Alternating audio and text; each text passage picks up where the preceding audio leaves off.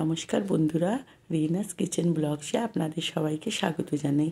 আজ আমি একটি নতুন ভিডিও আপনাদের জন্য নিয়ে এসেছি। আজকের রেসিপি চিকেন দই। খুবই সহজ আর খুবই কম টাইমের মধ্যে আমি এটা করব, আপনারা দেখে নেবেন। আর যদি আপনার এই রেসিপিটা ভালো লাগে তাহলে আপনারা আমাকে লাইক কমেন্ট শেয়ার করে দেবেন। আর তাহলে দেখে নেওয়া যাক কীভাবে করব আমি এটা। প্রথমেই আমি এখানে চিকেনটাকে ভালো করে ধুয়ে নিয়েছি। এইভাবে ধুয়ে নিতে হবে চিকেনটাকে। আর একটু বড় বড় করেই পিস করেছি। এর মধ্যে আমি ফেটিয়ে রাখা টক দই দিয়ে দেবো। আমি এখানে যেসব মশলা অ্যাড করব, আমি এই মশলা দ্বিতীয়বার দেবো না, আমি একবারই মশলা দিয়ে দিচ্ছি, এর মধ্যেই মাখিয়ে নেব। এর মধ্যে আমি হলুদ দেবো, গুঁড়ো লঙ্কা, লবণ,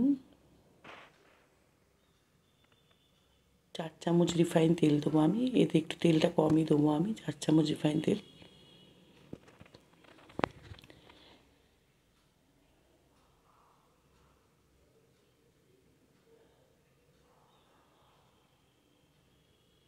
সাদা তেল দিয়েই করবো এটা আমি।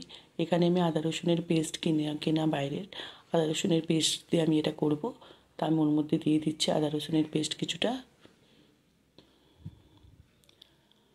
আর আমি দিয়ে দেবো এখানে মিট মশলা সানরাইজের। এখানে দেবো সানরাইজের শাহি গরম মশলা দিয়ে আমি চিকেনটাকে ভালো করে মাখিয়ে নেব। মাখিয়ে আমি এটাকে 1 ঘন্টার জন্য রেখে দেবো।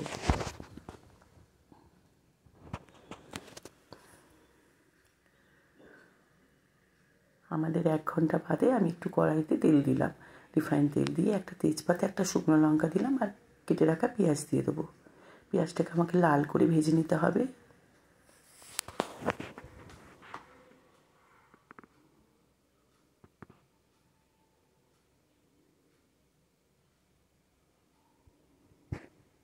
তার মধ্যে টমেটো কুচি দিয়ে দেবো।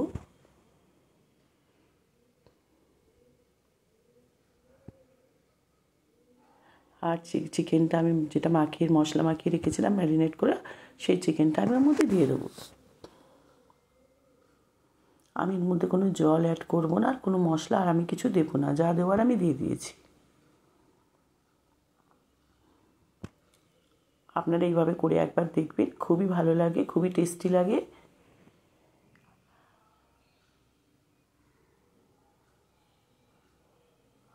অনেকেই চিকেন রান্না করতে পারে না বা জানে না, তারাও যদি এইভাবে করে একদম ইজিলি মানে সে করেই নিতে পারবে। মানে একদম সহজ পদ্ধতি একদম। আমি কিছুক্ষণ চাপা দিয়ে রাখবো এটাকে। আর গ্যাসের ফ্লেমটা আপনি একদম স্লো করে দেবেন, আস্তে করে দেবেন। আমার কোনো কারণে মোবাইলটা পড়ে গিয়ে আমার একটু অসুবিধা হয়ে গেছিলো, তার জন্য সরি। এবার আমি চিকেনটা খুলে দেখছি, না জল তো আমার চিকেন থেকে এমনি জল বেরোয়, আমি জল দিতে লাগে না এর মধ্যে। এইভাবেই চিকেনটা আপনারা করে নেবেন। আমার চিকেন রেডি হয়ে গেছে। আর পরবর্তী রেসিপি দেখার জন্য আমার চ্যানেলটিকে সাবস্ক্রাইব করে দেবেন। আপনারা সবাই ভালো থাকবেন। অবশ্যই পরে অন্য ভিডিও নিয়ে আমি আবার আসবো।